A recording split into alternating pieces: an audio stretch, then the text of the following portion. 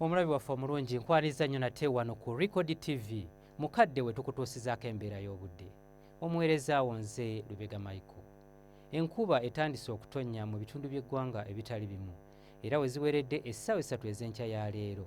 Masindi yabadde ewezezza millimeters 29.5, Namulonge millimeters 26.5, Kampala millimeters 24.7 so nga ate ey'omu Jjinja zaaweze millimeters 16.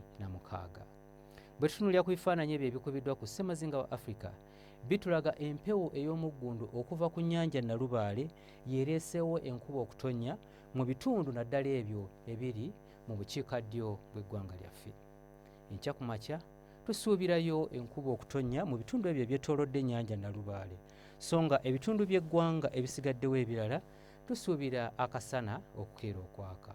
Wabula embeera eno tugisuubira okukyuka era olw'eggulu tusuubirayo enkuba okutonnya mu bugwanjuba bw'eggwanga lyaffe n'ebitundu ebimu ebyebulunguludde ennyanja Nalubaale nga n'awamu ejja kuba nga yeetobeseemu okubwatuka okw'eggulu.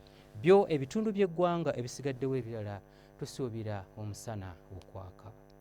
Ebbugumu erya waggulu tulisuubira okutuuka ku degrees 31 mu kitundu ekyo eky'Ekalamoja so nga ate ebitundu ebyo ebyetoolodde ennyanja Nalubaale nga n'ekibuga Kampala mw'okitwalidde ebbugumu erya waggulu tulisuubira okutuuka ku degrees 27. Yo mu nsozi ez'e ebbugumu erya waggulu tulisuubira okutuuka ku degrees 21. Ebyo bye tukujjidde mu kitongole ky'eggwanga ekivunaanyizibwa ku mbeera y'obudde wano ku Record TV n'olunaku lw'enkya tulindirire mu budde bwe bumu. Nze Lubega Michael.